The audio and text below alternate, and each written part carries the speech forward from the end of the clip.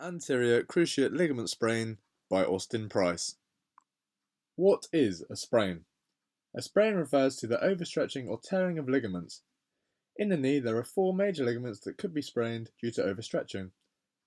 Common signs are swelling, pain, bruising, lack of movement, and a sense of weakness in the knee.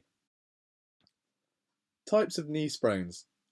There are three types of knee sprains. Grade 1 sprains. The ligament is mildly damaged in a grade 1 sprain. It has been slightly stretched, but is still able to hold and keep the knee joint stable. Grade 2 sprains. A grade 2 sprain stretches the ligament to the point where it becomes loose. This is often referred to as a partial tear of the ligament. Grade 3 sprain. This type of sprain is most commonly referred to as a complete tear of the ligament. The ligament has been split into two pieces and the knee joint is unstable. Each of these have different types of soft tissue healing. Stage 1. Acute stage, which is the inflammatory phase. This happens on the first 3 to 7 days post-injury. Inflammation is the body's attempt to protect itself. It is caused by any stimulus the body deems to be harmful or potentially harmful. In some cases, the inflammatory response can be over-exaggerated and can be harmful, i.e., anaphylactic shock. However, in most cases, inflammation is therapeutic because the ultimate aim is to protect the threatened tissues from further harm or injury whilst going through the repair process. This section focuses on the inflammatory response initiated by damaged tissues. Small microtears caused by dysfunction may also cause some inflammation.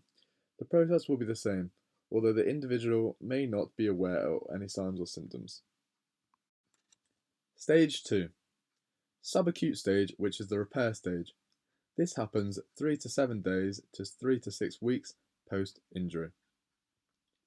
New blood vessels used to be formed at the injury site in order to supply oxygen and nutrients to the cells of the damaged tissues, with lymphatic vessels providing drainage. Fibroblasts migrate into the sticky matrix and begin to lay down in accordance with the multi-directional tensile stresses the tissues are subject to.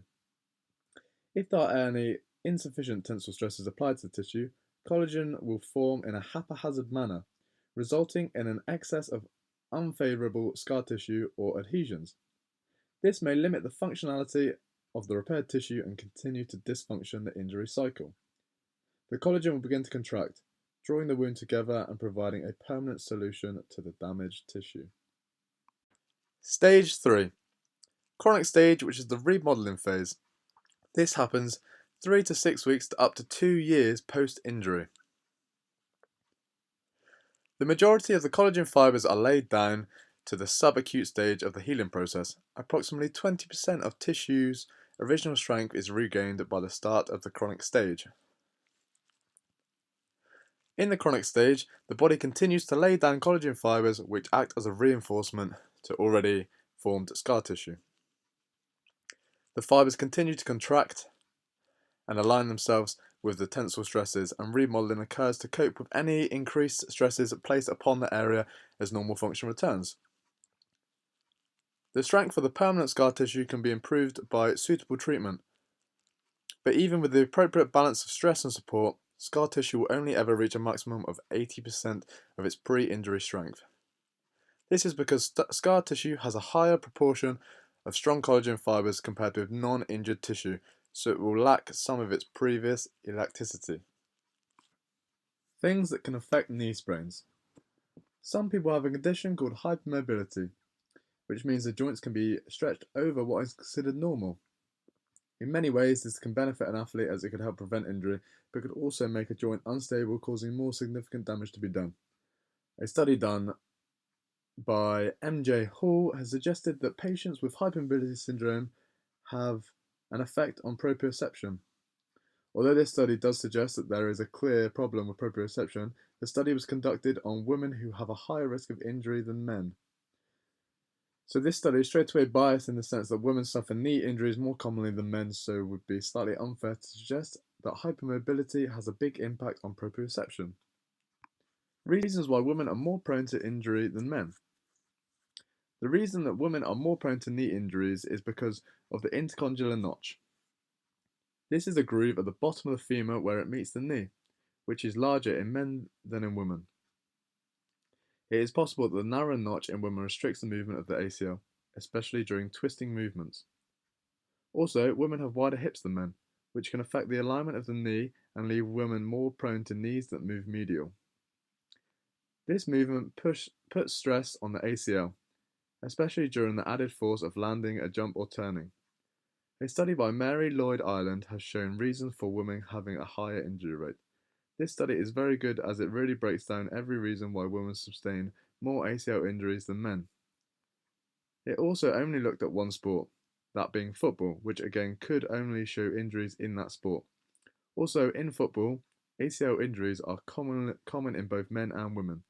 So, as future reference would be to look at a sport that doesn't have ACL injuries so high up on the list, but also has similar movements. Causes of ACL injuries in sport. Here are a few movements. Changing direction rapidly, stopping suddenly, slowing down while running, landing from a jump incorrectly, direct contact or collision such as a football tackle. Risk factors for the ACL injuries include environmental factors, i.e. high level of friction between shoes and the playing surface, and anatomical factors like a narrow femoral intercondylar notch.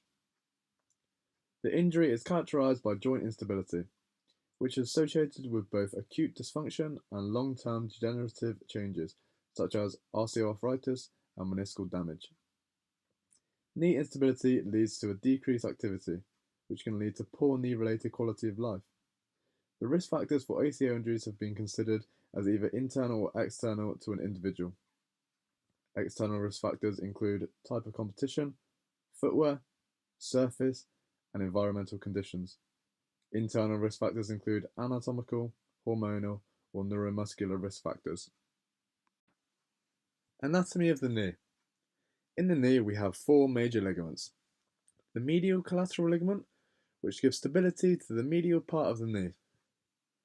The lateral collateral ligament, which stabilizes the lateral part of the knee. Anterior Cruciate Ligament, which is located in the center of the knee and prevents excessive forward movement of the tibia. Posterior Cruciate Ligament, which is located in the center of the knee and prevents excessive backward shifting of the knee. The ACL originates from the medial aspect of the lateral femoral condyle in the intercondylar notch and inserts anterior to the intercondyloid eminence of the tibia, bending with the anterior horn of the medial meniscus. The ACL courses anteriorly, medially, and distally across the joint as it passes from the femur to the tibia. It gets its blood supply from the geniculate artery. The nerve innervation is the branches of the tibial nerve. The function of the innervation is proprioception and modulation of the quadriceps function. Biomechanics. The ACL is relatively prone to acute and chronic injuries as compared to other ligaments. Repair and self-healing of the ACL is a long process. For resuming an active sports life, a surgical repair or replacement is essential. Untreated ACL tears can result in osteoarthritis. Therefore, understanding the biomechanics of the injury and the properties of the ligament is crucial. The fibre bundles of the ACL do not function as simple bands of fibres with a constant tension. The fibres show a different tensioning pattern throughout full range of motion. The ACL splits into two functional bundles, the anteromedial bundle and the posterolateral bundle. In other words, some portions of the ligament is under tension always. The terminology of the bundles was chosen accordingly to their tibial insertion, with the fibres of the anteromedial bundle originating in the most proximal part of the femoral origin and inserting at the anteromedial tibial insertion. Diagnosis for ACL injury. Lockman's test. Test for the ACL is done with your knee bent approximately 20 to 30 degrees from horizontal. The leg should be externally rotated slightly. Place one hand behind the tibia and the other hand on the thigh. It is important that the thumb should be on the tibial tuberosity. On pulling the tibia anteriorly, an intact ACL should prevent forward translation movement of the tibia on the femur. A draw test. This is done with the knee bent at 90 degrees. Hold the proximal lower leg, just below the tibial-femoral joint line, and attempt to translate the lower leg anteriorly. The test is considered positive if there is a lack of end feel or excessive anterior translation relative to the contralateral side. This involves applying a sideways pressure on the joint while rotating and bending it. However, it can be difficult to perform in an acute situation or if the patient is very tense. It is more likely to be tried when examining a more chronic injury. The movement is a combination of axial load and valgus force during the knee flexion from an extended position. When the test is positive, it indicates an injury of the ACL. Treatment.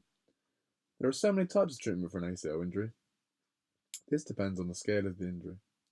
For a sprain, there are two very common types of treatment. These are ultrasound and laser therapy. As the ACL sits deep in the knee, ultrasound wouldn't be as effective for this kind of injury as it focuses on just beneath the skin injuries. A study conducted by Fung tested laser on the medial ligament on rats. One group with an injured ligament such as a sprain and the other with a rupture. Over the course of 3 to 6 weeks, both groups saw improvements. The group with the sprain showed greater signs of improvement. Although this study shows good sign of progression, it was conducted on rats and not humans. Humans have a lot more skin than rats, meaning on an area so small, improvement should be good. As the settings are adjustable though, this shouldn't matter too much. Laser has a large power range that offers versatile treatment options. A laser that can be set to operate from 0.5 watts all the way up to 25 watts, which allows a clinical flexibility to treat low and slow or at maximum output. When treating acute conditions with laser therapy, it is particularly effective when it is used as soon as possible following injury. The faster the inflammation is reduced and the healing process can begin, the better. In the case of acute injury, laser therapy helps restore the body to normal function quicker. With chronic conditions, laser therapy is used most often to help combat persistent pain and inflammation. Laser is being used at max power to help quickly reduce inflammation in patients suffering from chronic pain. Dosage is often prescribed after looking at the injury, but for the sake of a sprain, it will be on a low scale of watts, as it should be an acute injury. Also, massage would be a great factor to help recovery. As ligaments have such poor blood supply, a massage treatment would help get the blood moving around the injured area, in which delivering nutrients to the damaged area. This is a massive part of the body's self-healing process and will really help shorten the recovery time. Rehabilitation. There are a few exercises that should be done in the early stages of injury. These are isometric contractions of the quads. Seated on the floor with the leg extended and the other leg bent. Slowly contract the quadriceps of the injured knee without moving the leg and hold for 10 seconds.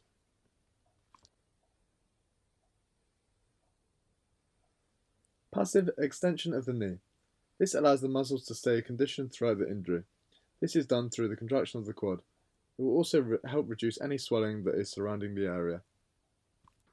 Standing knee flex. This helps keep the hamstrings activated. Calf raises. These can be done when full weight bearing can be achieved. Again, this helps keep muscles conditioned and active. Squats. These can be done once there is no pain throughout the movement. Lunge. This again should only be done once there is no pain throughout the movement. The lunge and the squat are great for knee injuries because they work the quadriceps and hamstrings. These exercises can be done at home with just body weight resistance. Advanced rehab. Ensuring that training is pain-free is the first step to take. Starting with bilateral training. This is using two limbs to create a movement, i.e. a squat or a deadlift. These types of exercises will be done in early stages of rehab and will progress the whole way through the rehabilitation process. Moving into more advanced training will also be necessary. Moving into unilateral training will also be a progression. This involves using just one limb to create a movement, i.e. a one-legged squat.